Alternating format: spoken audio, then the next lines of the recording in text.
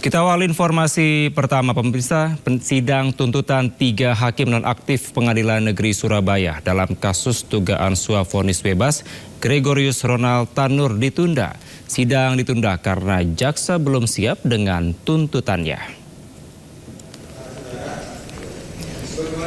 Sidang dengan agenda tuntutan terhadap 3 hakim yakni Erintua Damanik, Mangapul, dan Heru Hanindoyo sedianya digelar pada hari ini di Pengadilan Tipikor Jakarta.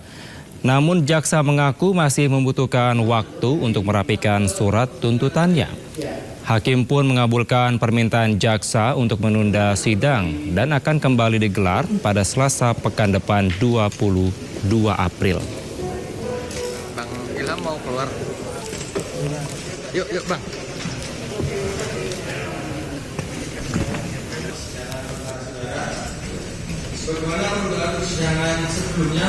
Karena penuntut umum tetap meminta waktu 1 minggu, sedangkan masa penahanan tinggal 1 bulan. Setelah kami bermusyawarah, kami jadwalkan ulang. Namun demikian, mau tidak mau, siap tidak siap, semuanya harus siap. Maksud saya, untuk penuntut umum di hari Selasa depan tanggal 22 April, tuntutan sudah siap. Kemudian untuk kesempatan penasihat hukum kami beri waktu juga 1 minggu untuk pledoi siap tidak siap di hari Selasa tanggal 29. Ya, dari kami tim penasihat hukum Bapak Erintua dan juga Bapak Mangapul sebenarnya sudah siap, sangat siap dengan pembacaan surat tuntutan yang akan dibacakan oleh penuntut umum. Namun tadi sebagaimana kita lihat bersama, penuntut umum masih belum siap. Kalau dari kami sebenarnya pembelaan kami sudah kami siapkan ya. Itu berdasarkan alat bukti yang sudah kita lihat bersama itu di muka persidangan. Jadi kalau dari kami 1 minggu pun cukup untuk kami.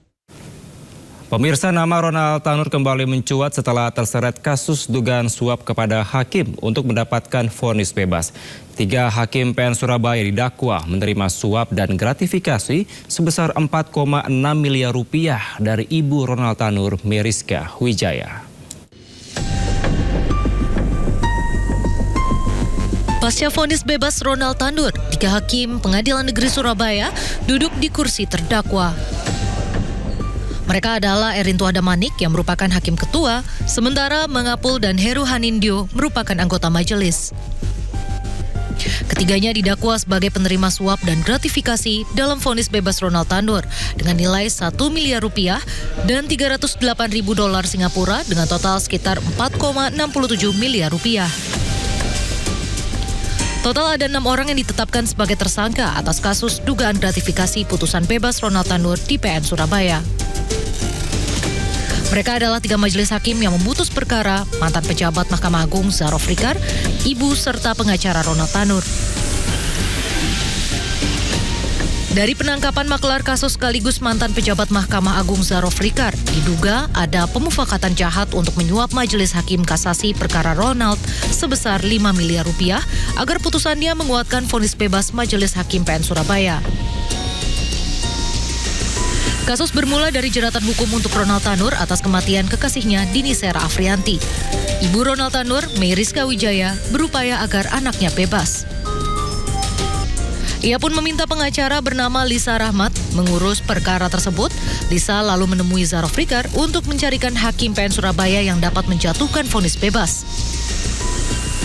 Ronald pun akhirnya divonis bebas pada 24 Juli 2024. Namun di tingkat kasasi, Mahkamah Agung membatalkan putusan bebas tersebut. Ronald Tanur akhirnya divonis 5 tahun penjara. Tim Liputan iNews melaporkan.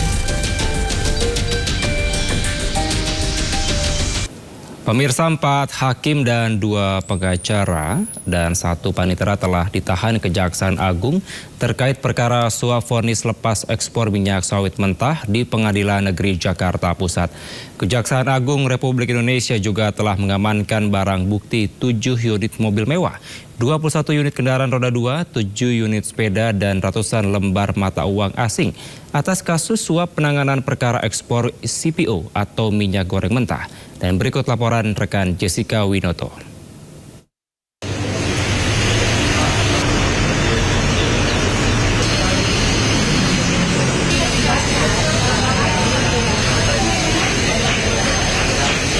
Ya baik pemirsa, Kejaksaan Agung Republik Indonesia telah menetapkan 7 orang tersangka atas perkara penanganan kasus ekspor CPO atau minyak goreng mentah. Dan dari penetapan ke-7 tersangka ini diketahui dibagi menjadi 2 hari, yaitu yang pertama berada di hari Sabtu 12 April 2025 dengan atas nama tersangka Arif Nurianta, Marcella Santoso, Arianto, dan Wahyu Gunawan. Sementara untuk hari berikut yaitu di hari Minggu 13 April 2025 ada 3 tersangka lainnya yang baru ditetapkan, yaitu atas nama Juyamto, Agam Syarif Bahrudin, dan juga Ahli Mutarom. Dan dari penetapan ke-7 tersangka ini pun tim penyidik Kejaksaan Agung Republik Indonesia telah mengamankan beberapa barang bukti, antara lain pemirsa dapat lihat bahwa di depan di layar kaca Anda atau layar televisi Anda terdapat mobil mewah, yaitu mobil berwarna merah, yaitu mobil Ferrari Spider. Lalu sementara di belakangnya pun ada juga mobil Nissan GT-R dengan warna abu-abu. Tentu dari kedua mobil ini memiliki nilai atau harga yang cukup tinggi, yaitu berada di kisaran di miliaran rupiah. Sementara di belakang dari Nissan GT-R pun ada mobil Land Rover.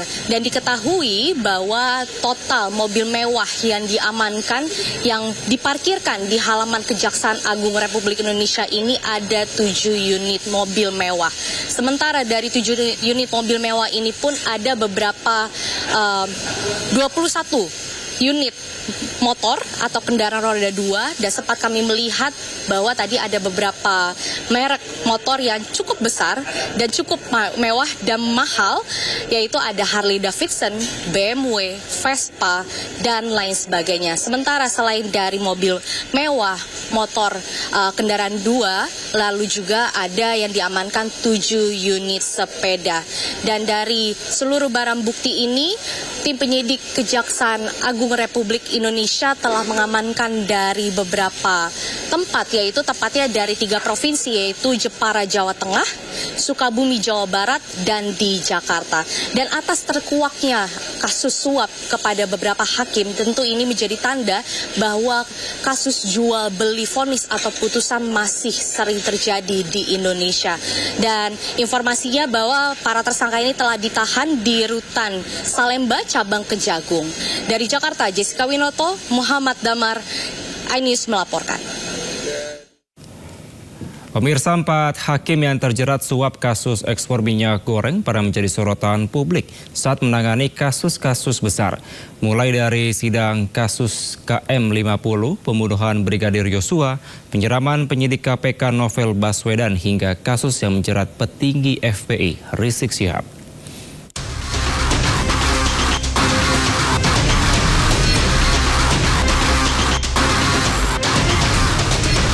Tersangka kasus suap penanganan korupsi ekspor minyak sawit mentah Muhammad Arif Nurianta yang kini menjabat sebagai Ketua Pengadilan Negeri Jakarta Selatan pernah menangani sejumlah kasus besar. Nama Arif sebelumnya pernah menjadi sorotan publik saat memutus vonis bebas terhadap terdakwa penembak Laskar Front Pembela Islam atau dikenal dengan peristiwa KM50. Selain itu, Arif juga pernah menjatuhkan vonis bebas terhadap selebritas Ashanti pada 2019 dalam kasus pencemaran nama baik senilai 14,3 miliar rupiah. Tersangka lainnya, Hakim Ali Muhtarom, juga jadi sorotan. Ia merupakan salah satu hakim Pengadilan Tipikor Jakarta yang menangani perkara korupsi impor gula. Kasus ini menjerat mantan Menteri Perdagangan Thomas Lembong. Usai Ali Muhtarom jadi tersangka, posisinya dalam penanganan perkara ini digantikan hakim lain. Hakim lainnya yang jadi tersangka adalah Juyamto. Namanya mencuat setelah menangani kasus penyiraman air keras terhadap penyidik senior KPK Novel Baswedan 2019 silam. Saat itu Juyamto memvonis 2 terdakwa penyiraman masing-masing 2 tahun dan 1,5 tahun penjara. Selain itu, Juyamto juga pernah menangani perkara perintangan penyidikan kasus pembunuhan berencana terhadap Brigadir Yosua Huta Barat yang menjerat Verdi Sambo. Beberapa waktu lalu Juyamto juga menjadi hakim tunggal dalam sidang pra-peradilan yang diajukan Sekjen PDI Perjuangan Hasto Kristianto. Dalam putusannya, Juyamto menolak pra-peradilan Hasto. Adapun Hakim Agam Syarif Baharudin pernah menangani perkara yang menyeret petinggi FPI Rizik Syihab terkait kasus kerumunan yang melanggar protokol kesehatan di masa pandemi COVID-19 di Megamendung, Bogor, Jawa Barat. Tim Liputan iNews melaporkan. Pemirsa, rumah mantan Ketua DPD RI Lanyala Mataliti di Surabaya digeledah Komisi Pemberantasan Korupsi. Penggeledahan terkait pengembangan penyelidikan korupsi dana hibah DPRD Jatim dengan tersangka mantan Ketua DPRD Jatim Kusnadi. Beginilah kondisi rumah mantan Ketua DPD RI Lanyala Mataliti di kawasan Jalan Wisma Permai, Kecamatan Mulyorejo, Surabaya, Jawa Timur. Puluhan anggota Ormas Pemuda Pancasila mengamankan lokasi usai penggeledahan dilakukan oleh lembaga anti rasuah pada Senin siang. KPK diduga menggeledah kediaman Lanyala terkait kasus pengembangan penyelidikan korupsi dana hibah DPRD Jatim dengan tersangka mantan Ketua DPRD Jatim Kusnadi. Penggeledahan berlangsung selama 2 jam sekitar pukul 10 pagi hingga pukul 12 siang. Namun setelah penggeledahan, pihak KPK tidak menemukan bukti keterkaitan Lanyala dengan pengembangan hasil penelitian korupsi dana hibah yang melibatkan mantan Ketua DPRD Jatim Kusnadi tersebut. KPK meninggalkan rumah kediaman Lanyala di Surabaya tanpa membawa bukti atau barang apapun. Memang benar ada penggeledahan dari KPK yang berkaitan dengan kasus dana hibahnya Pak Kusnadi. Nah, setelah dilakukan penggeledahan baik di rumah LL 39 dan di rumah yang belakang, tidak ditemukan sama sekali barang-barang yang berkaitan dengan kasus yang berkaitan dengan Pak Kusnadi, tidak ditemukan dan tidak ada. Gitu. Langkah selanjutnya dari pihak perwakilan dari Pak Lanyala sendiri seperti apa dengan langkah ini? Nah, kita pada prinsipnya adalah orang yang taat dan patuh pada hukum. Kooperatif, kalau KPK datang ya dengan surat tugasnya juga sudah ditunjukkan, ya sudah biarkan KPK menjalankan tugasnya. Kita tidak melarang. Oke. Tapi 2 rumah berarti yang digeledah, Pak? Ada 2 rumah yang diperiksa. Oke, yang dibawa ke KPK apa, Pak? Tidak ada. Ada berita acaranya, 2 berita acara rumah LL39 dan berita acara rumah yang di belakangnya, semua sudah ada, menyatakan tidak ada barang ataupun uang yang berkaitan dengan kasusnya Pak Kusnadi. Tidak ada. Berapa lama Pak tadi kegiatan di dalam? Kurang lebih 2 jam. Berapa personel Pak dari pihak KPK? Kurang lebih antara 7 sampai 15 kalau tidak salah. Mas Sambo izin, ini kan penggeledahan terkait kasus Pak Kusnadi. Ada hubungan apa Pak? Pak Kusnadi sama Pak Nyala? Tidak ada hubungan apa. Kita beralih ke informasi lainnya, pemirsa. Sidang restitusi terkait kasus meninggalnya seorang remaja akibat dicekoki narkoba oleh anak bos Prodia digelar di Pengadilan Jakarta Selatan. Ayah dari korban hadir sebagai saksi dalam kasus yang menewaskan anaknya.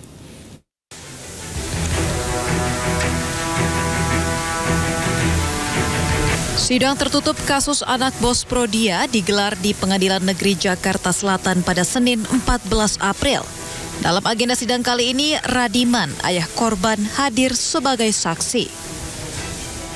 Kuasa hukum keluarga korban Tony RM mengatakan dalam sidang perkara ayah korban dibantu oleh LPSK guna menyampaikan tuntutan keluarga terhadap anak bos Prodia, Arif Nugroho dan Muhammad Bayu, yaitu berupa restitusi atau uang ganti rugi kepada majelis hakim dengan besar nominal sebesar 1 miliar rupiah. Mengajukan restitusi melalui LPSK itu tidak besar, ya. Hanya 1 miliar untuk biaya hidup dan biaya pendidikan anaknya korban ya, sampai dewasa. Ya, cuma 1 miliar. Udah punya anak, ya, punya anak di luar kawin ya. Memang belum menikah secara resmi, ya, nikah siri, jadi nikah tidak tercatat. Nah, angkanya itu 1 miliar untuk kehidupan biaya anak sampai dewasa. Dan secara resmi itu nanti disampaikan oleh jaksa penuntut umum dari LPSK. Dalam sidang ini, ayah korban hanya memberi pengantar dan penjelasan kepada majelis hakim agar nantinya tuntutan yang disampaikan jaksa penuntut umum atau JPU dapat dikabulkan. Ia berharap tuntutan yang diajukannya dapat dikabulkan Majelis Hakim Pengadilan Negeri Jakarta Selatan. Dari Jakarta dan Helmi Sajangbati, iNews melaporkan. Pemirsa, seorang anggota DPRD Sumatera Utara diduga menganiaya seorang pramugari Wings Air dalam penerbangan menuju Bandara Kuala Namu, Sumatera Utara. Menanggapi viralnya video, anggota DPRD Sumatera Utara membantah telah menganiaya pramugari.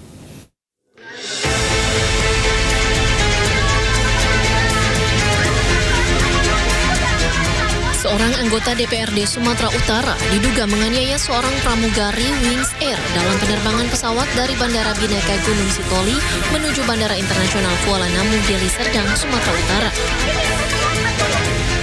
Insiden ini terjadi pada Minggu 13 April lalu ketika proses naik pesawat di mana anggota DPRD Sumatera Utara asal daerah pemilihan Sumatera Utara 8 ingin memasukkan kopernya ke kabin yang sudah dilabeli bagasi. Sementara itu, menanggapi viralnya video, anggota DPRD Sumatera Utara Megawati Zebua membantah bahwa dirinya menganiaya pramugari. Mencekik itu tidak ada sama sekali lah Pak. Tidak pernah saya mau mencekik orang. Saya hanya menyuruh pramugarinya untuk bergeser supaya penumpang yang lain bisa masuk pada saat itu. Jadi inilah ya media sosial juga. Dan saat itu saya hanya karena mau membantu seorang bapak tua yang tidak ingin bagasinya, barangnya, tasnya dibagasikan karena dia akan transit ke Padang. Di dalam soal menunggu barang di tempat menunggu bagasi kan 1 jam itu kan, bisa lah dia nggak ke dapatan pesawat, nyampe ke pesawat tadi dia akan hangus lah tiketnya ya. Makanya saya sangat membantu, saya minta tolong sama pramugarinya, tapi pramugarinya bertahan sekali dengan mengatakan itu sudah dilabel dan tidak bisa diletakkan di kabin. Megawati juga mengaku sudah berkomunikasi dengan pihak Wings Air dan sudah saling memaafkan atas insiden tersebut. Ia berharap peristiwa ini bisa menjadi pelajaran baik kepada penumpang maupun pramugari untuk bisa saling memahami. Dari Medan, Sumatera Utara, Said Ilham, iNews melaporkan. Pemirsa, pelecehan seksual yang diduga dilakukan seorang dokter kandungan terhadap pasiennya di Garut, Jawa Barat viral di media sosial. Namun pihak Dinas Kesehatan Garut masih selidiki apakah video tersebut video baru atau video yang sudah lama.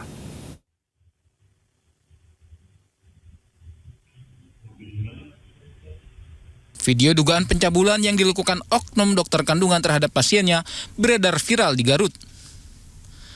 Aksi dugaan pencabulan terekam dari kamera CCTV ruangan. Dinas Kesehatan Garut tengah selidiki apakah video yang viral adalah kasus baru atau lama. Karena tahun lalu seorang dokter bernama Dr. Syafril yang berdinas di rumah sakit pemerintah dilaporkan terkait kasus pencabulan. Namun sejak 2024 akhir, kontraknya telah dihentikan dan tidak lagi bekerja di pemerintah. Kasus yang memang sudah lama sebetulnya ya, tahun 2024. Tapi memang untuk pastinya nanti saya mungkin akan klarifikasi lagi dan cek lagi ya ke dokumen-dokumen yang waktu itu masuk ke Dinas Kesehatan. Bu, kalau korban dulu sempat lapor nggak, Bu? Nantilah saya lihat lagi ya itu teh. Sempat lapor, beliaunya aktif lapor atau kitanya yang dapat laporan terus manggil gitu ya. Nah, itu yang mungkin yang harus saya pastikan lagi ya. Karena itu kasus sebetulnya sudah rada cukup lama ya. Ya maksudnya itu di 2024 gitu. Nah, terkait prosesnya itu waktu itu nanti saya harus memastikan dulu dari dokumennya. Ya. Jadi baru viral hari ini ya, Bu? Baru viralnya hari ini? Memang itu untuk memastikan memang betul di Garut itu ya? Nah, ini juga nanti saya pastikan dulu ya, pastikan dulu. Pihak Dinkes menyatakan terus menyelidiki video yang viral adalah kasus baru atau lama. Sementara lokasi kejadian, Dinkes menyatakan tidak terjadi di rumah sakit pemerintah. Dari Garut, Jawa Barat, Ii Solihin, iNews melaporkan. Pemirsa, Ikatan Dokter Indonesia melakukan investigasi atas kasus pelecehan seksual yang dilakukan dokter kandungan terhadap pasiennya. Dan berikut perbincangan rekan kami Adita Dewi dengan Ketua Umum PBID, Slamet Budiarto. Dok, ini kan belum selesai yang mungkin sudah tuntas sementara yang di RSAS, walaupun belum gamblang begitu ya. Karena kita belum ada penjelasan resmi dari pihak rumah sakitnya. Betul. Ini ada lagi kasus di Garut ini, terkait juga dengan dokter kandungan yang melakukan tindak asusila terhadap pasiennya. Bagaimana tanggapan dokter sendiri selaku Ketua Umum tadi ID? pagi saya udah telepon Ketua ID cabang Garut, dokter kandungan juga. Mereka lagi melakukan investigasi proses. Dan apalagi ada CCTV di situ ya, saya nggak tahu siapa yang nyebar. Kok ada CCTV di ruang praktek gitu loh kan. Kita lagi melakukan tindak lanjut.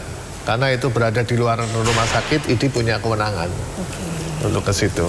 Jadi kalau beradanya di luar rumah sakit, ID bisa tindak lanjut. Kalau rumah sakit kan institusi yang ada direkturnya, gitu loh. Ya intinya memandang masalah ini harus secara holistik dari berbagai sudut ya. Jangan tiba-tiba ada kasus, oh ini jangan. Kita membuat penyelesaian bukan saat itu tapi ke depannya gitu loh. Jadi seperti itu. Baik dok, berarti untuk kedepannya ini dari ID sendiri ada rencana ya dok ya untuk menyusun pedoman khusus atau SOP yang harus dijalani, dipatuhi oleh semua anggota ID terkait juga dengan untuk mencegah hal-hal yang tidak diinginkan lah seperti halnya kasus kekerasan seksual di lingkungan rumah sakit ataupun di klinik. Betul. Akan ada ya kami akan melakukan advokasi dalam waktu dekat, utamanya adalah jam kerja sama insentif untuk residen. Kami akan berkonsultasi kepada Komnas HAM apakah itu masuk pelanggaran HAM atau tidak. Karena pelanggaran jam kerja, pelanggaran tidak dapat upah itu kan termasuk pelanggaran HAM. Yang kedua, kami sudah nyurati Menteri Pendidikan Tinggi. Misalnya dalam penerimaan residen dan lain-lain. Kita akan memberi masukan, tes-tes apa yang dibutuhkan. Tapi sekali lagi tes kejiwaan itu tidak bisa. Tidak bisa jamin, tidak ada. Karena itu gangguan jiwa itu muncul sesaat itu loh. Yang bisa tahu itu siapa? Orang sekitarnya. Orang sekitarnya pengawasan gitu loh. Pemirsa, Abdul Muti, Menteri Pendidikan Dasar dan Menengah atau Mendikdasmen memperlakukan kembali penjurusan IPA, IPS, dan Bahasa di jenjang sekolah SMA untuk menunjang pelaksanaan tes kemampuan akademik para siswa. Kehadiran tes kemampuan akademik atau TKA yang menjadi syarat atau salah satu pertimbangan dalam penerimaan mahasiswa baru di perguruan tinggi menjadi salah satu alasan penjurusan SMA dihidupkan kembali.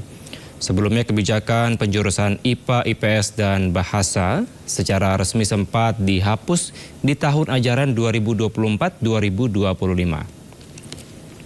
Di zaman Menteri Nadiem Makarim dengan alasan siswa bisa fokus memilih mata pelajaran pilihan dan menghilangkan diskriminasi terhadap jurusan lainnya. Namun menurut sejumlah pengamat pendidikan, penjurusan SMA yang kembali berlakukan memberikan kesan bahwa peta pendidikan Indonesia tidak mempunyai arah yang jelas.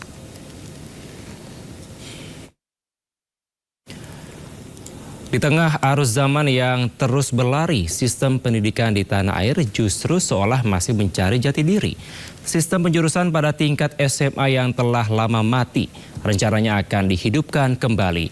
Ya, IPA, IPS, dan Bahasa akan kembali menjadi opsi mengarahkan siswa sesuai dengan potensi. Lantas akankah sistem penjurusan ini mampu menjadi solusi atau justru membatasi eksplorasi diri? Untuk membahasnya lebih dalam, pemirsa, sudah bergabung bersama kami malam hari ini ada Sekjen Persatuan Guru Republik Indonesia atau PGRI Dudung Abdul Qodir. Kemudian ada Koordinator Nasional Jaringan Pemantau Pendidikan Indonesia Ubaid Matraji. Saya sapa, selamat malam Pak Dudung dan juga Pak Ubaid. Selamat malam, Kevin. Pak Ubaid.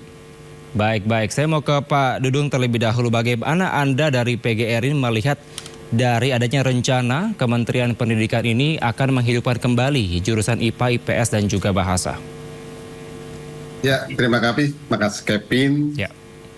Bismillahirrahmanirrahim. Assalamualaikum warahmatullahi wabarakatuh.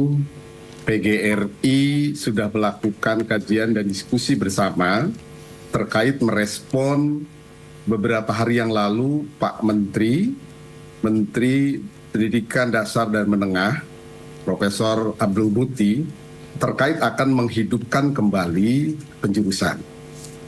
Nah, ketika Mas Nadiem menyampaikan gagasan bahwa penjurusan akan dihilangkan dan akan masuk pada peminatan, PGRI meminta kajian akademik apakah dengan menggunakan penjurusan yang selama ini dilakukan di Republik yang kita cintai dalam sistem pendidikan nasional memiliki nilai lebih dan positif atau ada kekurangan. Ini sampai sekarang kami belum menerima kajian akademik terkait apakah penjurusan itu lebih baik atau peminatan itu lebih baik. Nah, berdasarkan pengalaman Kemendikbud terkait dengan penjurusan, ada nilai-nilai positif dan nilai-nilai lebih dari penjurusan. Salah satu di antaranya adalah bagaimana penjurusan itu memberikan fokus pada anak, pada peserta didik, terkait dengan minat dan bakatnya masing-masing. Mereka sudah diwadahi, itu yang pertama. Ini selamat bergabung Mas Tias. Yang kedua, kelebihannya adalah sekolah mudah menata kelola guru. Karena sudah jelas, di sekolah A, IPA akan ada 3, IPS akan ada 3, bahasa akan 3. Tata kelolanya akan mudah, pembagian 24 jam mengajarnya akan mudah. Dan yang ketiga, sarana prasarana. Di sekolah itu sudah disiapkan untuk laboratorium IPA, IPS, dan bahasa itu sudah siap. Sekarang kalau peminatan, itu ada hal yang mungkin harus dilalui. Dan yang paling penting, kami melihat PGRI, di beberapa negara maju pun, penjurusan itu masih digunakan. Di samping perspektif teori terkait dengan bagaimana penjurusan itu tadi, fokus pada minat dan bakat. Penjurusan itu memberikan motivasi kepada siswa untuk belajar lebih di dalam fokus meningkatkan kualitas keterampilan dan minatnya.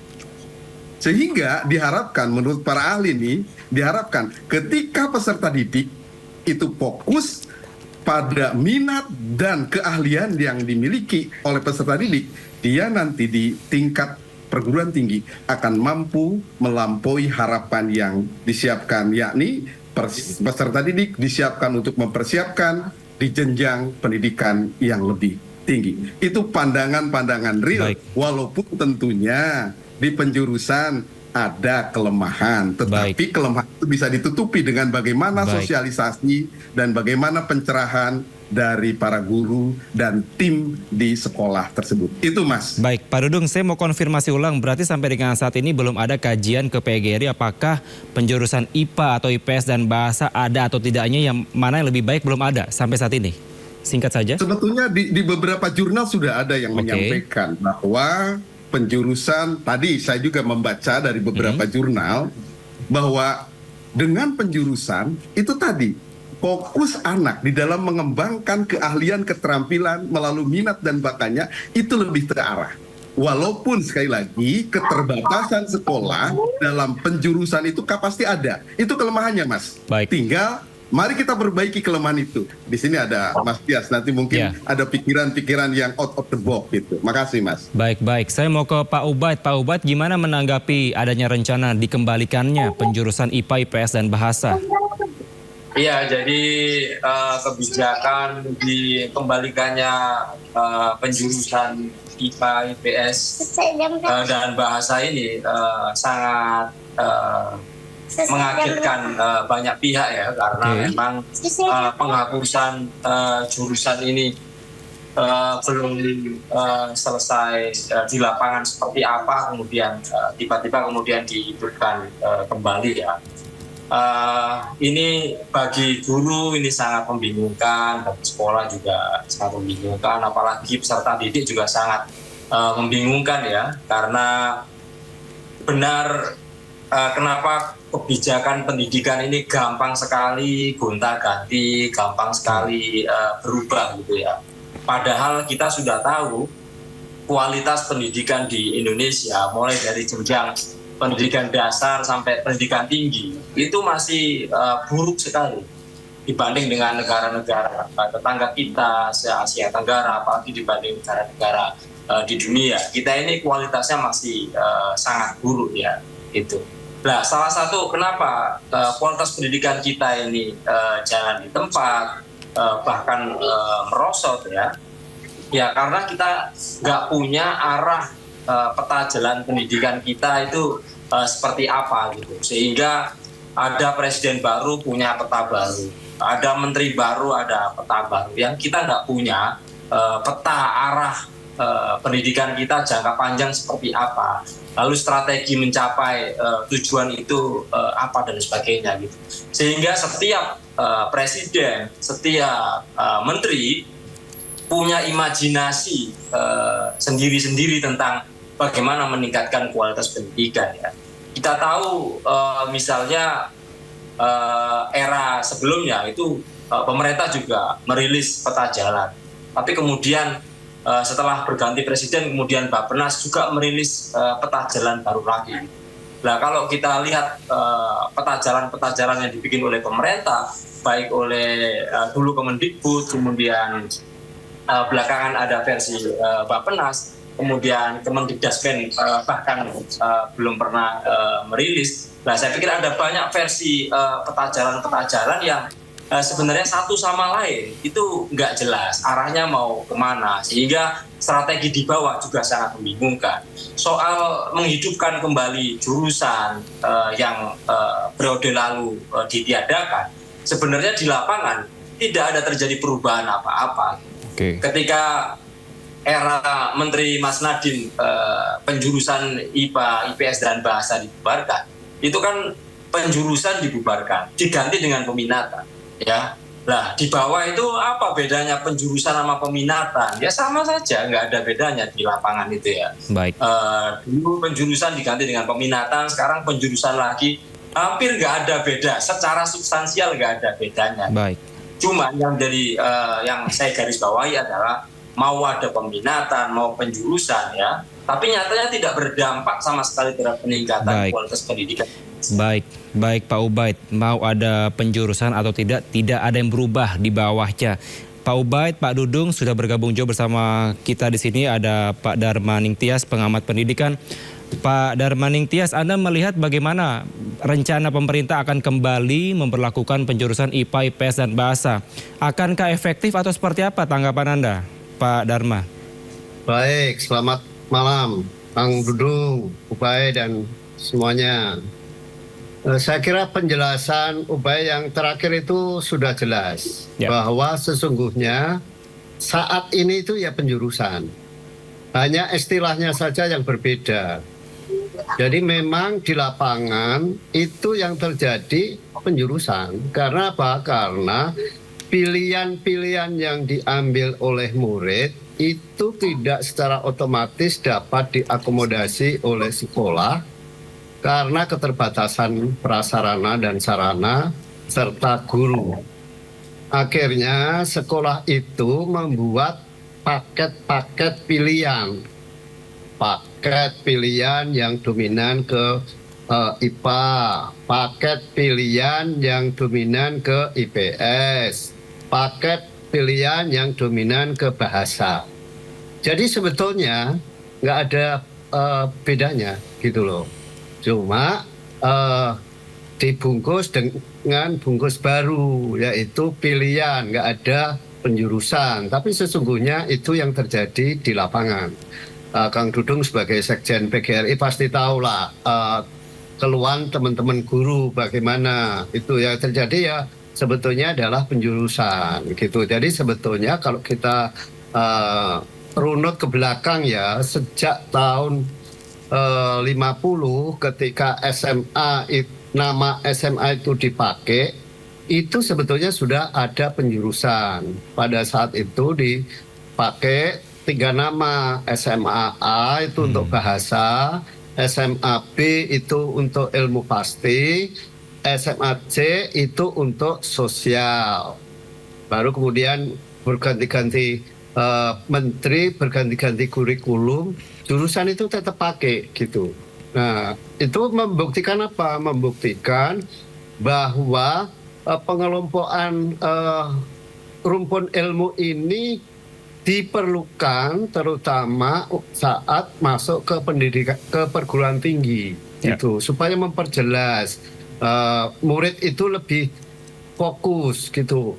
Kalau dengan sekarang yang murid diberikan kebebasan tapi tidak terwadahi oleh sekolah karena memang kondisi sekolah tidak memungkinkan, itu menjadi nggak fokus gitu. Akhirnya apa? Ada anak yang waktu SMA itu mengambil pilihan fokus ke IPS, ketika daftar ke perguruan tinggi ngambil teknik, ngambil kedokteran, yang tentu itu akan mengganggu atau juga akan menghambat belajar mereka di perguruan tinggi. Kenapa? Karena kalau di kedokteran itu mestinya ilmu biologi dan kimianya harus kuat.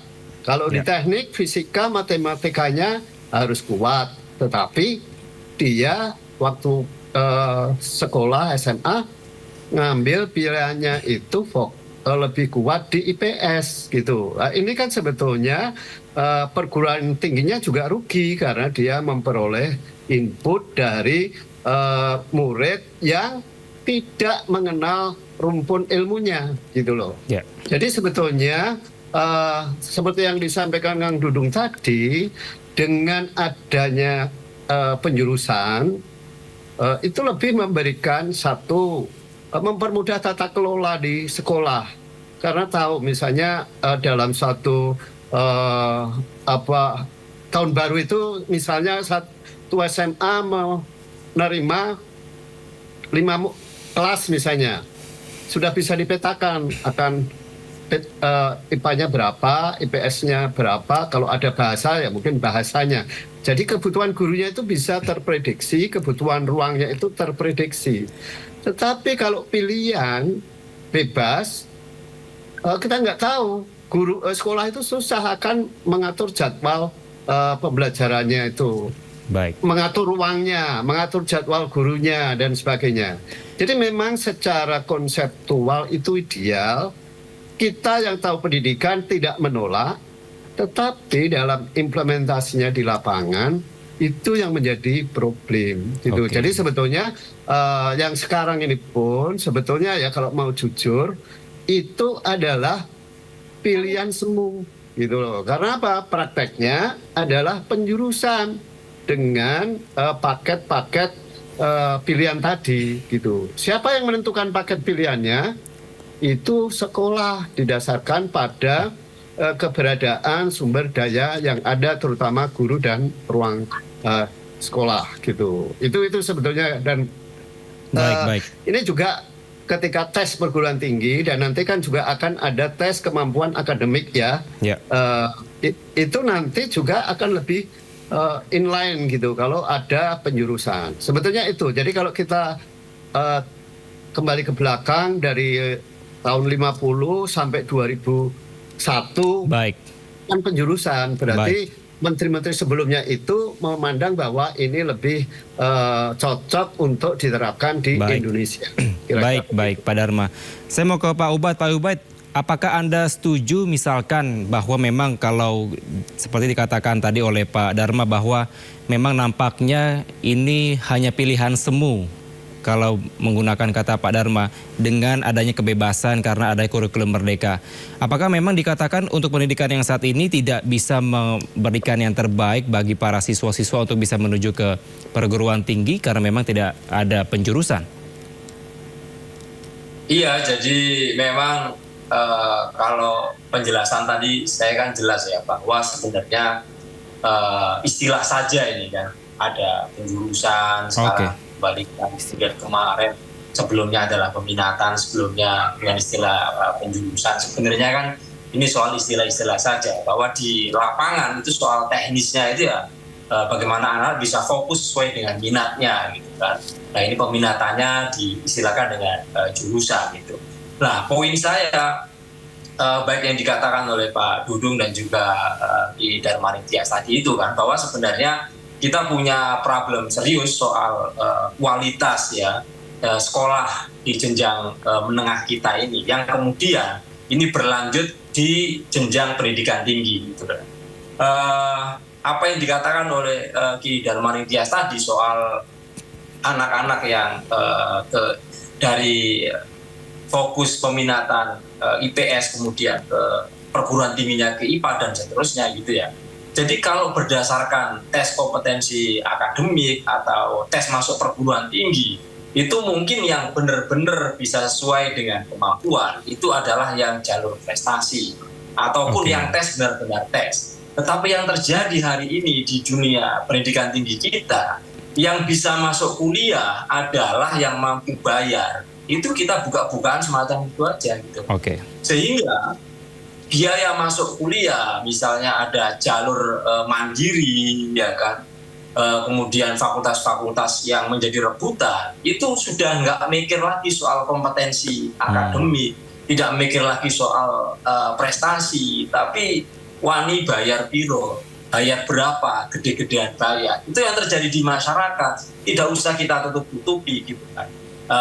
Itulah yang menyebabkan kenapa kemudian kualitas ya pendidikan tinggi kita ya, sampai di jenjang pendidikan tinggi kita ya, kampus-kampus kita masih tidak bisa bersaing dengan kampus-kampus di negara-negara tetangga kita. Kampus-kampus kita ya, masih dalam kelas bawah dibanding dengan kampus-kampus di belum berdaya saing global gitulah. Nah kemudian apa ini menjadi masalah ya, karena memang salah satu problem yang sangat serius yang menurut saya penting untuk dipikirkan bersama adalah soal tadi itu, tidak hanya kita memperdebatkan soal remeh-temeh jurusan diadakan atau pakai istilah lama peminatan, tapi sebenarnya ada hal yang sangat serius. Kenapa pendidikan kita ini jalan di tempat gitu kan, bahkan cenderung mengalami penurunan gitu kan. Maka kita sangat penting sekali bagaimana kita membuat ya petajaran pendidikan dalam jangka panjang, dalam jangka 20 tahun, 30 tahun, yang ini harus disepakati bersama. Siapapun partai politik pemenang pemilu, siapapun presidennya, siapapun menterinya, harus patuh terhadap arah tujuan pendidikan kita, blueprint kita seperti apa. Kemudian yang kedua menurut saya, ya mau kurikulum diubah seperti apa, diputar-putar kayak gimana teknisnya, dibolak-balik, tidak akan berdampak secara signifikan di lapangan. Kalau salah satu faktor utama penunjang mutu pendidikan yaitu buruknya ya, yang tadi juga di-highlight oleh Pak Dudung, bagaimana hasil uji kompetensi guru kita, hasil asesmen nasional kita menggambarkan bahwa kualitas guru-guru kita ini masih di bawah standar nasional mayoritas gitu ya. Artinya kita bikin konsep yang muluk-muluk tinggi-tinggi yang bikin oleh orang-orang Jakarta ini, di lapangan nggak ada perubahan apa-apa kalau kualitas guru kita masih di bawah rata-rata standar nasional gitu ya. Jadi lebih produktif kalau kita membincangkan, mendiskusikan, mematangkan, kita punya peta jalan 30 tahun yang akan datang, apa yang akan kita tuju, lalu bagaimana caranya gitu.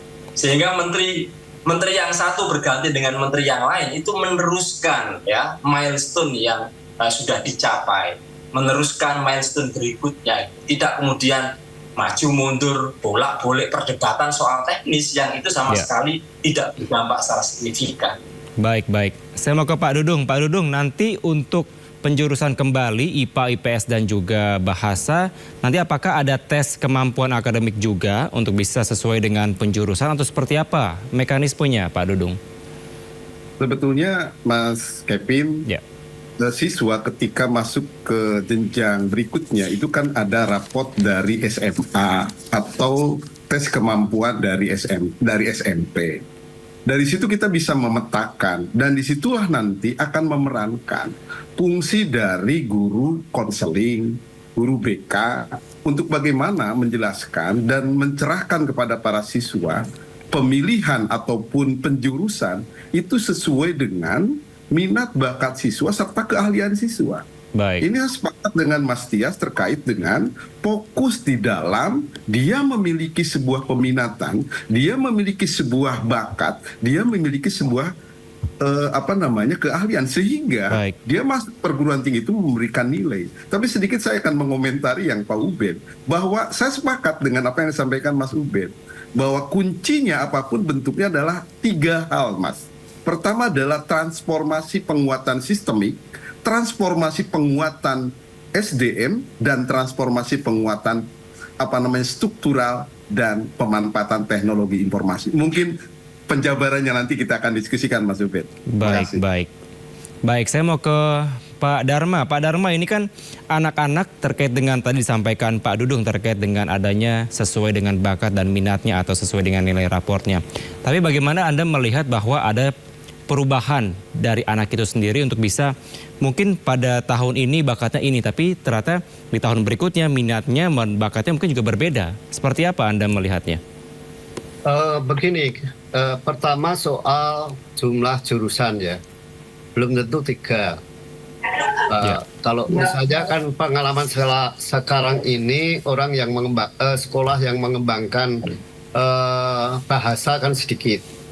Jadi bisa juga nanti misalnya 2, yang satu itu kelompok saintek, lalu yang kedua sosial budaya misalnya, atau sosial humaniora misalnya.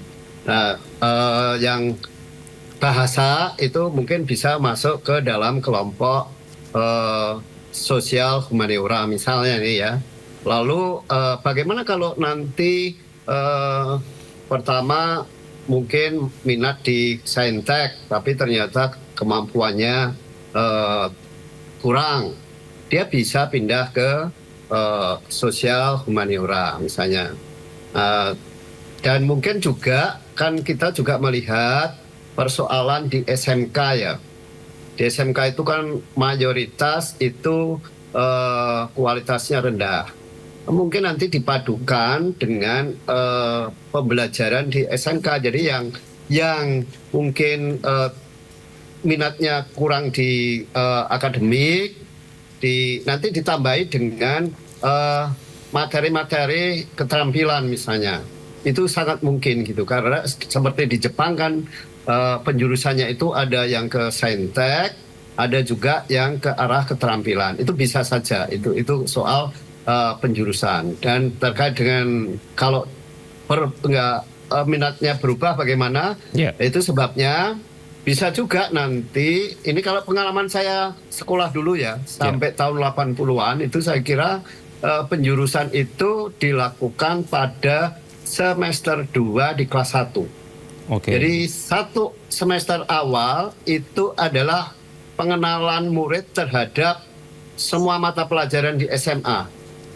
Baru nanti berdasarkan nilai rapot semester pertama, ini zaman saya dulu ya, itu kita dijuruskan, kita mau milih kemana. Saya dulu sebetulnya kalau menurut nilainya, itu saya IPA. Tapi saya memilih IPS karena saya memang ingin lebih banyak mendalami persoalan-persoalan sosial. Sampai saya dipanggil oleh guru, kenapa banyak orang yang pada mau IPA, kok Anda malah dijuruskan IPA tapi mau ke IPS gitu lah. Hal seperti itu bisa dilakukan oleh anak depan gitu. Itu kalau penjurusan di semester pertama. Semester kedua bisa juga penjurusan di semester ketiga. Jadi naik kelas 2 baru penjurusan. Cuma kalau ini kelemahannya beban mempelajari banyak mata pelajaran itu terlalu lama. Gitu. Tapi kalau yang semester 2 di kelas 1 itu mereka sudah mengenali semua mata pelajaran di SMA selama 1 semester, dan semester berikutnya mereka sudah terkurangi bebannya. Itu pertimbangan Baik, Pak menurut pengalaman saya bersekolah dulu. Iya, kalau saya mau ke Pak Ubaid, menurut Anda instrumen seperti apa yang cocok sekiranya memang nanti dari Kementerian Pendidikan ini akan kembali memberlakukan adanya penjurusan IPA, IPS dan juga bahasa? Apakah seperti yang dikatakan oleh Pak Darman tadi di semester 2 kelas 1 atau ketika sudah di akhir-akhir SMA atau mungkin di kelas 12? Seperti apa Anda mencermati yang paling efektif kira-kira seperti apa? Jadi benar, jadi di jenjang menengah ya, mulai masuk SMA itu peminatan peserta didik itu sudah bisa mulai diarahkan ya, bisa atas kehendak dirinya sendiri ataupun bagi anak-anak yang belum bisa menentukan dibantu dengan asesmen-asesmen yang diselenggarakan oleh guru atau diselenggarakan oleh sekolah, sehingga anak-anak bisa mengarah pada bidang-bidang tertentu yang dia inginkan. Cuman catatan saya adalah bagaimana sistem baik model penjurusan, baik model peminatan itu jangan sampai dengan adanya sistem itu kemudian membuat pembelajaran itu menjadi kaku atau menggunakan kacamata kuda yang ada materi pelajaran tertentu yang harus dikuasai dan tidak boleh ingin ada peminatan yang lain. Jadi menurut saya fleksibilitas ya, karena ini masih di jenjang menengah, maka fleksibilitas itu harus tetap dibuka ya, sehingga anak-anak yang katakanlah sejak kelas 1 SMA begitu masuk jenjang menengah sudah menyatakan dirinya minat di IPA misalnya, tapi kemudian dia juga ingin mendalami pelajaran-pelajaran terkait dengan rumpun IPS, rumpun humaniora, kesenian, bahasa, itu tidak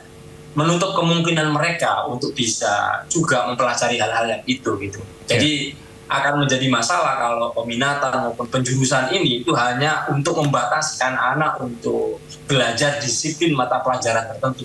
Nah, supaya ideal maka pendekatan ya multi pelajaran, multidisiplin ilmu lintas sektoral itu sangat dibutuhkan saat ini gitu, sehingga orang-orang yang ahli dalam IPA misalnya harus mengerti soal humaniora, mengerti soal bahasa, mengerti soal dunia untuk mempertajam kemampuannya itu, sehingga jangan sampai penjurusan ini kemudian membuat kaku dan tidak bisa anak-anak belajar multidisiplin ilmu. Baik, tetap adanya fleksibilitas kira-kira seperti itu ya Pak Ubaid. Izin saya menambahkan singkat aja. Ya, silakan Pak Darma singkat saja. Terkait yang disampaikan Mas Ubaid itu, sebetulnya di kurikulum 2013 itu kan sudah ada kelompok peminatan. Dan saya kira hal yang sama itu juga mungkin akan diterapkan yang akan datang. Jadi nanti misalnya ada yang jurusan IPA, tapi karena dia mau masuk ke arsitek, dia perlu pengetahuan sejarah yang lebih banyak. Dia bisa belajar mengambil mata pelajaran sejarah peminatan. Itu bisa gitu ya. Yang mau masuk ke psikologi, dia akan kebanyakan dari kelompok IPS. Tapi psikologi kan banyak statistik. Dia bisa mengambil peminatan matematika gitu loh. Jadi sebetulnya hal seperti itu sangat dimungkinkan karena itu sudah diatur di kurikulum 2013. Baik, terakhir saya mau ke Pak Dudung. Pak Dudung, sampai saat ini sudah adakah informasi ke PGRI terkait dengan bagaimana nanti mekanisme bila mana memang betul-betul dilakukan adanya kembali penjurusan IPA, IPS dan bahasa pada bulan November nanti rencananya Pak? Seperti apa? Masih di mute Pak Dudung? Iya. Implementasi dan mekanisme yang akan disiapkan oleh Kementerian Pendidikan Dasar dan Menengah belum disonding ke PPPGRI, tapi Pak Menteri tadi pagi menyampaikan ide-ide gagasan dan penguatan terkait dengan mengapa kita kembali kepada penjurusan. Persis tadi apa yang saya sampaikan, tapi yang paling penting Mas, saya sepakat dengan Mas Ubed tadi. Bagaimana transformasi itu menguatkan sistem. Peta jalan harus kita miliki dan menjadi dasar bagaimana kita melangkah. 2 tahun ke depan apa, 5 tahun ke depan apa, 10 tahun ke depan apa. Itu sepakat. Yang kedua, sekuat apapun ide dan gagasan dalam konsep sistemik, kalau kita tidak menyiapkan SDM mulai dari budaya guru-guru kita, budaya birokrat kita, budaya masyarakat kita, budaya keluarga kita, itu akan keberhasilannya akan dikhawatirkan. Jadi pentingnya penguatan SDM mulai dari budaya, kapasitas, dan leadership. Itu berbagai komponen, Mas Tias. Dan yang terakhir, bagaimana kita menguatkan transformasi struktural. Artinya apa? Sesuatu yang lama yang baik kita pertahankan, sesuatu yang lama yang kurang baik kita perbaiki, dan sesuatu yang lama yang tidak baik kita rubah dengan suasana-suasana yang effortless state, effortless action, dan effortless result. Saya yakin masa depan bangsa ini akan bisa kita raih jika serius menangani pendidikan di Republik yang kita cintai. Baik, kita nantikan bagaimana nanti sistem pelaksanaannya dan tentunya diharapkan yang terbaik dan tidak maju mundur seperti disampaikan tadi oleh Pak Ubaid. Terima kasih Pak Dudung, Pak Ubaid, dan juga Pak Dharma telah bergabung bersama kami di Sindo Prime. Selamat malam, sehat selalu semuanya. Selamat malam, makasih Mas Tias. Terima kasih Anda masih di Sindo Prime. Pemirsa, Presiden Prabowo Subianto bertemu wakil pertama Perdana Menteri Federasi Rusia Denis Manturov. Pertemuan membahas agenda strategis untuk penguatan bilateral kedua negara. Presiden Prabowo Subianto menerima deputi pertama Perdana Menteri Federasi Rusia Denis Manturov di Istana Merdeka Selasa siang tadi. Pertemuan berlangsung selama 1 jam yang turut didampingi Menko Bidang Perekonomian RI Erlangga Hartarto. Dalam kesempatan ini, Denis Manturov mengundang Prabowo untuk hadir dalam forum St. Petersburg Economic Forum atau SPEF di Rusia. Dalam forum tersebut akan dibahas sejumlah kerjasama strategis antara Indonesia dengan Rusia, seperti di sektor ekonomi dan investasi. Nah, kemudian dalam pertemuan tadi, DPM Manturov mengundang Bapak Presiden satu untuk hadir dalam parade di Rusia, dan yang kedua dalam SPIF, St. Petersburg Economic Forum, di mana dalam St. Petersburg Economic Forum itu diharapkan Bapak Presiden bisa hadir, dan ada beberapa milestone kerjasama yang akan dibuat Memorandum of Understanding. Nah, itu termasuk beberapa kerjasama ekonomi maupun kerjasama strategis. Dan tentunya pihak Rusia juga mengharapkan bisa menambah daripada jumlah pesawat, dan mereka menanyakan destinasi mana yang cocok untuk penerbangan langsung dari Moskow. Kemudian terkait dengan sistem keuangan, mereka juga mencari jalan bagaimana supaya turis dipermudah dengan suatu mekanisme yang disepakati oleh kedua negara. Yang ketiga juga tentu kerjasama dalam pengembangan sektor, termasuk pengembangan di sektor investasinya.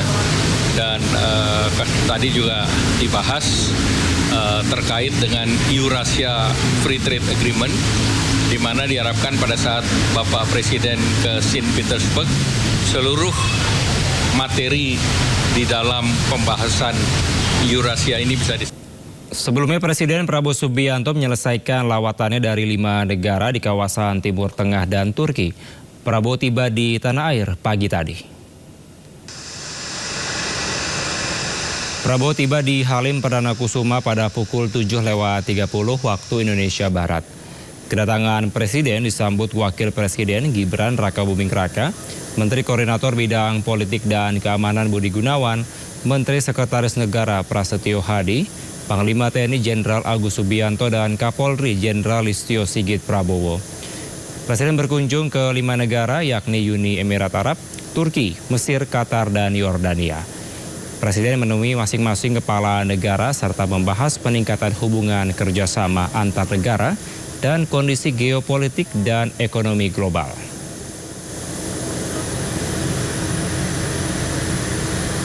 Satu, pidato beliau di depan parlemen Turki, dijemput Presiden Turki Erdogan langsung di bandara. Kemudian di Yordania disopiri oleh Raja Abdullah, begitu. Termasuk investasi dari Qatar 2 miliar dolar untuk Danantara.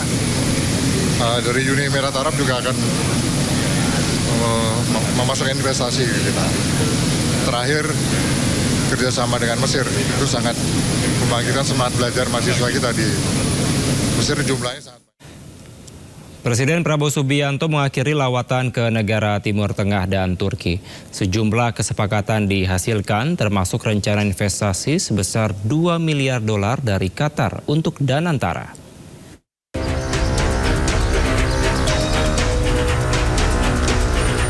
Presiden Prabowo Subianto telah merampungkan rangkaian kunjungan kerja dan kenegaraannya ke kawasan Timur Tengah dan Turki. Negara pertama yang dikunjungi Presiden Prabowo adalah Uni Emirat Arab. Setibanya di Istana Al-Qasr Al-Shati, Presiden Prabowo langsung disambut oleh Presiden Sheikh Mohammed bin Zayed atau MBZ. Di akhir pertemuan, Presiden Prabowo dan Presiden MBZ mendatangi nota kesepakatan untuk memperkuat kerjasama di berbagai bidang strategis.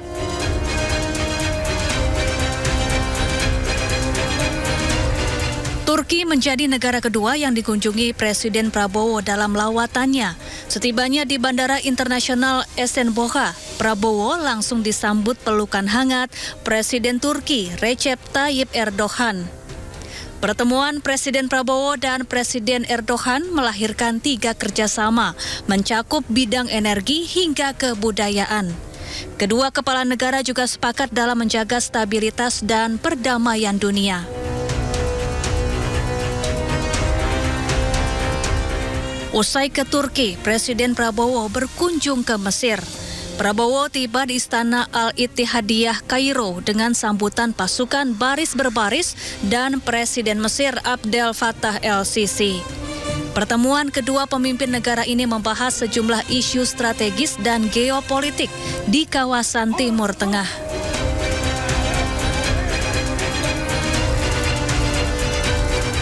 Presiden Prabowo melanjutkan lawatannya ke Qatar. Tiba di Istana Amiri Diwan Doha, Presiden Prabowo menemui Emir Qatar, Sheikh Tamim bin Hamad Al Thani. Pertemuan Presiden Prabowo dan Sheikh Tamim menghasilkan sejumlah kesepakatan kerjasama, termasuk rencana investasi sebesar 2 miliar dolar Amerika Serikat dari Qatar untuk Danantara.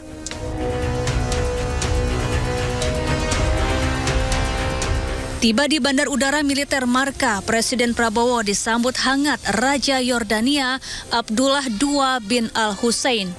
Pembicaraan hangat kedua pemimpin negara ini berlanjut ke penandatanganan nota kesepahaman strategis. Selain itu, di akhir pertemuan, Presiden Prabowo juga menegaskan dukungan gencatan senjata di Gaza, Palestina. Ya, kita membahas peningkatan kerjasama di beberapa bidang pendidikan, sains, teknologi, ekonomi. Ya kan, kita di sini kita beli banyak fosfat, potash untuk pupuk kita. Salah satu termurah di dunia. Kita juga bicara masalah Gaza, ya, bagaimana kita bisa membantu dari segi kemanusiaan. Juga kita mendesak segera ada gencatan senjata, dan kita akan menawarkan apa yang bisa kita bantu untuk mempercepat proses perdamaian.